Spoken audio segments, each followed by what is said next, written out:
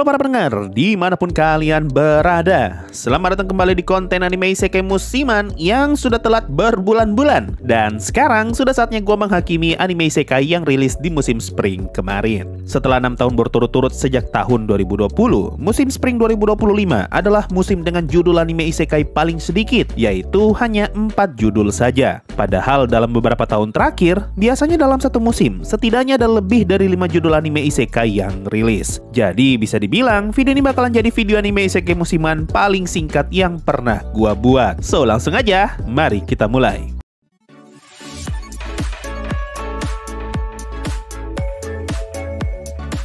Anime isekai dengan peringkat paling rendah di musim ini, yaitu peringkat keempat, gua berikan untuk anime The One and Only, The Master of the Slideshow, The Beginning After the End. Sebuah anime isekai yang diadaptasi dari novel dan juga manhwa Korea dengan judul yang sama. Slideshow ini bercerita tentang seorang raja dari dunia lain yang tereinkarnasi ke isekai di dalam tubuh seorang anak kecil bernama Arthur. Kurang lebih premis anime ini mirip banget kayak Mushoku Tensei, tapi bedanya ada di latar belakang karakter utamanya sebelum mereka terlahir kembali. Kalau di Mushoku Tensei, Rudeus awalnya adalah manusia sampah, manusia yang tidak mau berinteraksi dengan dunia luar dan memilih untuk mementingkan dirinya sendiri. Sedangkan di Slideshow ini, Arthur awalnya adalah seorang raja yang dingin. Dia tidak punya empati dan dia tidak mengenal apa itu kasih sayang. Jadi secara latar karakter, Arthur harusnya lebih logis dan lebih dewasa dibandingkan Rudeus. Nah, nilai jual Slideshow ini ada di karakter utamanya, di mana kita bakal diperlihatkan Arthur yang berkembang sebagai manusia. Dari yang awalnya tidak punya empati, sampai akhirnya Arthur akan belajar mengenai rasa kasih sayang, mengenal banyak orang baru yang benar-benar peduli pada dirinya, dan melalui banyak sekali kesulitan yang akan ngebuat Arthur semakin dewasa. Jadi dari segi cerita, anime ini punya premis yang sangat menarik, tapi masalahnya, yang bagus dari anime ini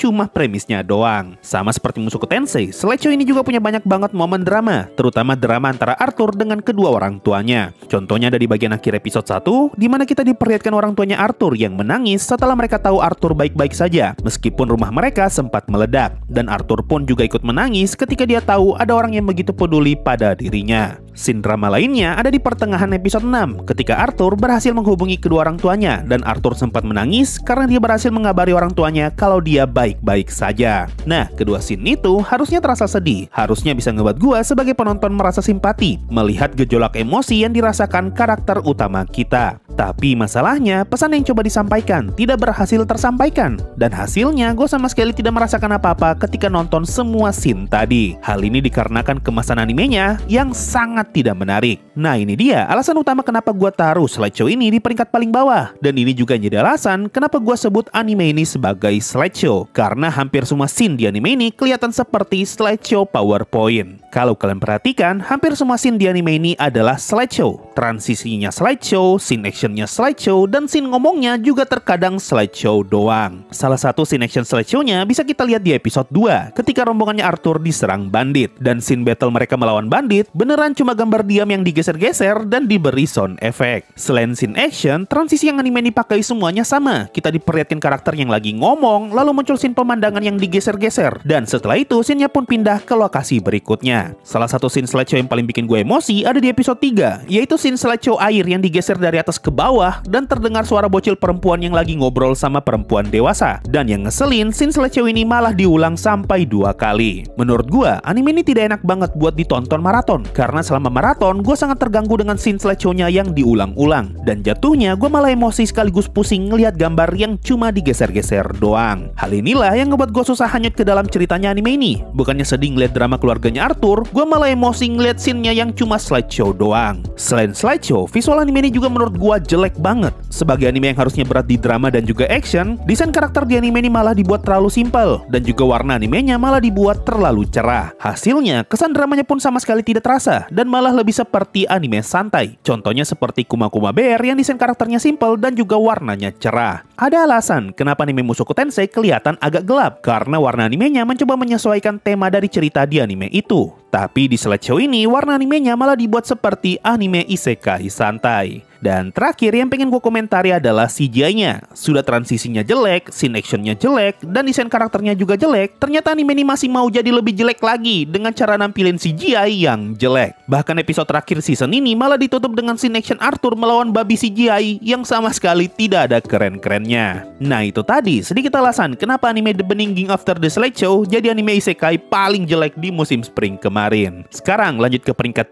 3, gue berikan untuk anime isekai yang judulnya Shirobuta Kizoku atau singkatannya Shirohyo. Simpelnya, ini adalah anime isekai santai yang berfokus ke hubungan si MC dengan adik laki-lakinya. Anime ini bercerita tentang bocah gemuk berumur 5 tahun bernama AGH yang merupakan anak bangsawan, dan ketika sedang sakit, AGH tiba-tiba mengingat kembali kehidupannya ketika masih di Jepang. Tidak seperti Arthur yang aslinya raja, AGH aslinya hanyalah seorang pria biasa yang punya hobi seperti perempuan. Dia sangat suka menjahit, memasak, membuat kerajinan, dan juga menonton musikal. Berkat hobinya ini, karakter utama kita pun jadi sangat dicintai oleh para karakter lainnya. Mulai dari para pelayan, orang-orang besar di kerajaan, bahkan sampai para dewa juga menyukai si karakter utama kita. Tipikal anime isekai santai pada umumnya, yang semua karakternya adalah orang baik dan MC kita dikelilingi oleh orang baik juga. Satu-satunya yang tidak suka dengan karakter utama kita hanyalah orang tuanya. Mau itu ayah atau ibunya, mereka sama sekali tidak peduli dengan nasibnya AGH. Malahan bapaknya lebih sayang dengan adik laki-laki tirinya yang bernama Regulus. Tapi karena AGH aslinya sudah dewasa, dia sama sekali tidak iri apalagi benci melihat adik tirinya yang lebih dicintai. Malahan AGH juga ikut sayang sama adik tirinya karena dia menganggap adiknya sebagai adik paling imut di dunia. Nah, disinilah poin yang membedakan anime ini dengan anime isekai santai lainnya. Di ending episode 2, AGH mendapatkan penglihatan masa depan kalau Regulus bakalan membunuh dirinya. Oleh karena itu, AGH pun berniat membesarkan Regulus dengan penuh kasih sayang. Dia juga mempersiapkan segala macam hal yang bisa membantu hidup Regulus di masa depan, kalau saja dia tetap akan mati di tangannya Regulus. Plot semacam ini berhasil ngasih perasaan sakit yang tipis namun berdampak, di mana si karakter utama kita rela berkorban demi orang yang dia sayang, meskipun dia tahu dia tidak akan ada bersama mereka di masa depan nanti. Nah, plot drama semacam ini jauh lebih sukses ngebuat gue simpati dan juga peduli dengan nasib karakter utama kita dibandingkan dengan semua scene drama dari anime slideshow sebelumnya. Hal ini dikarenakan visual animenya yang jauh lebih bagus dibandingkan slideshow tadi, sehingga ngebuat gue bisa lebih fokus menikmati cerita yang coba disajikan.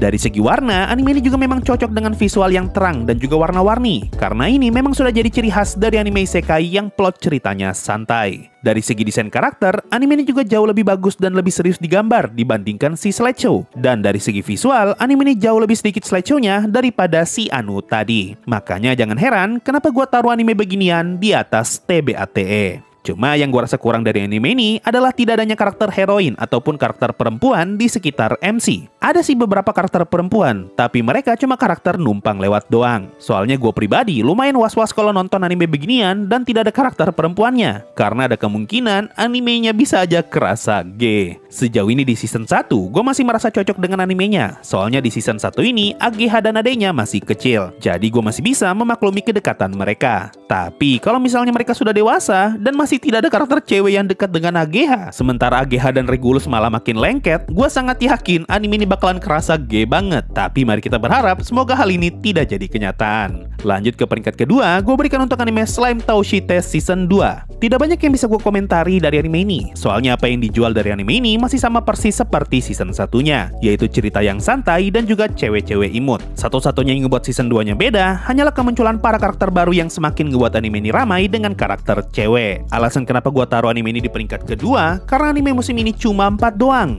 Kalau misalnya musim ini ada 10 atau 20 judul, gua pasti bakal taruh anime ini di peringkat pertengahan sama seperti season satunya dulu. Mungkin kalau ada satu hal yang gue kurang suka dari anime ini adalah plot cerita di episode ke-7, yaitu cerita mengenai pernikahan saudara. Saking tidak adanya karakter cowok di anime ini dan saking tidak maunya autor munculin karakter cowok, maka dibuatlah plot soal pernikahan saudara ini. Memang di sini sudah dijelasin kalau pernikahan saudara yang dimaksud bukanlah pernikahan beneran, melainkan lebih ke arah seremonial sebagai bentuk ucapan terima kasih karena telah menjadi saudara yang baik. Tapi meskipun begitu, gue tetap aja aneh ngelihatnya. Selebihnya, anime ini masih sama aja kayak season 1, masih tetap manis, masih tetap santai, dan masih tetap imut. Dan sekarang, mari kita pindah ke anime isekai pertama di musim spring 2025, yaitu Orewasekan Koka atau disingkat Ore Aku. Kapan lagi coba kalian ngeliat gua taruh anime mecha di peringkat pertama? Saking tidak ada lagi judul anime isekai lain yang rilis di musim ini. Anime ini bercerita tentang seorang bocah bangsawan bernama Liam yang ditinggalkan orang tuanya dan dia diminta untuk mengurus wilayah keluarga mereka yang saat ini sedang dalam kondisi terpuruk. Lalu untuk membantu pekerjaannya mengurus wilayah, Liam pun diberi pelayan robot yang dia beri nama Amagi. Sama seperti anime isekai yang lain, Liam sebenarnya adalah orang Jepang yang bereinkarnasi setelah hidupnya di Jepang berakhir menyedihkan akibat campur tangan makhluk misterius yang sengaja ngebuat hidupnya Liam sengsara. Makhluk itu juga yang ngebuat Liam bereinkarnasi ke dunia lain dengan harapan agar Liam dapat kembali sengsara di dunia tersebut. Nah, dunia yang Liam tinggali saat ini mempunyai latar sci-fi, di mana ada robot besar seperti Gundam, perjalanan antar planet, dan pertarungan di luar angkasa. Karena di kehidupan sebelumnya, hidupnya Liam berakhir sengsara meskipun dia sudah berbuat baik, kali ini Liam bertekad untuk hidup semaunya, meskipun dia harus menjadi bangsawan yang korup. Apapun akan dia lakukan selama dia bisa bersenang-senang, alias MC kita pengen jadi orang jahat. Makanya anime ini punya judul I Am the Evil Lord, atau Akulah Pemimpin yang Jahat. Nah, yang menarik dari anime ini adalah premis MC yang pengen jadi orang jahat, tapi sudut pandang yang dia pakai sangatlah menarik. Dia kepengen menindas orang yang lemah. Oleh karena itu, dia berlatih caranya bertarung demi bisa turun ke medan perang dan melawan musuh yang dia anggap lemah. Dia kepengen hidup mewah yang dikelilingi banyak bongkahan emas, tapi penduduk di dunia itu malah menganggap emas sebagai logam yang tidak berharga. Dia kepengen peras uang rakyatnya, tapi kalau rakyatnya miskin, otomatis tidak ada uang yang bisa dia peras. Jadinya dia harus ngebuat rakyatnya makmur dulu sebelum bisa memeras uang rakyat. Pokoknya, konsep kejahatan yang ada di kepalanya Liam justru bertolak belakang dengan dampak yang dia hasilkan. Di kepalanya, Liam menganggap apa yang sedang dia lakukan adalah hal yang jahat, tapi di mata orang lain, apa yang Liam lakukan justru sesuatu yang positif. Nah, premis bertolak belakang ini yang ngebuat cerita anime ini jadi sangat menarik sekaligus menghibur. Ditambah adanya komedi salah paham, semakin ngebuat anime ini punya keunikannya sendiri. Salah satu komedi salah paham yang paling sering muncul di anime ini adalah salah paham antara si makhluk misterius tadi dengan Liam. Makhluk itu pengen ngebuat hidupnya Liam sengsara selama berada di isekai. Tapi semua hal yang makhluk itu lakukan justru ngebuat hidupnya Liam semakin membaik. Dan bukannya marah ke makhluk itu, Liam justru sangat berterima kasih ke makhluk tersebut. Komedi salah paham lainnya juga ada di hubungannya Liam dengan si guru berpedangnya. Liam menganggap gurunya sebagai master bela diri yang sangat hebat. Padahal sebenarnya gurunya hanyalah penipu yang diutus oleh makhluk misterius tadi untuk ngebuat hidupnya Liam semakin susah. Gue suka banget tipe komedi kayak gini. Tidak sedikit momen yang berhasil ngebuat gue ketawa ngeliat komedi salah paham antara Liam, gurunya, dan juga makhluk misterius tadi.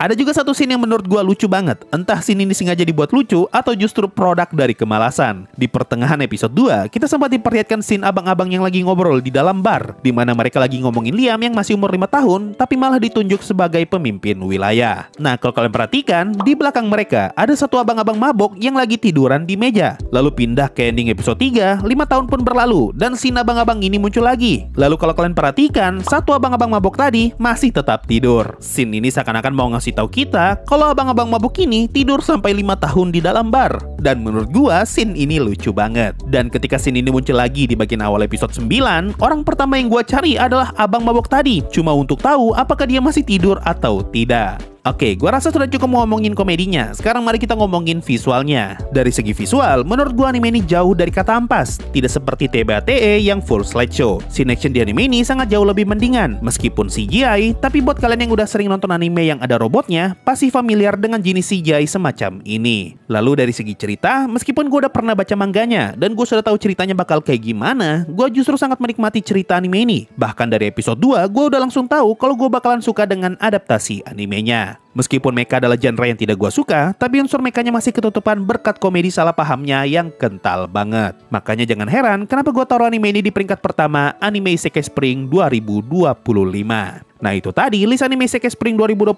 menurut gua pribadi. Gua minta maaf karena konten ini telat banget keluarnya. So gimana menurut kalian? Apa anime Isekai terbaik menurut kalian di musim Spring kemarin? Tulis aja di kolom komentar di bawah. Mungkin itu saja untuk konten kali ini. Makasih semua sudah mendengarkan sampai di titik ini. Sampai jumpa di musim berikutnya dan bye-bye.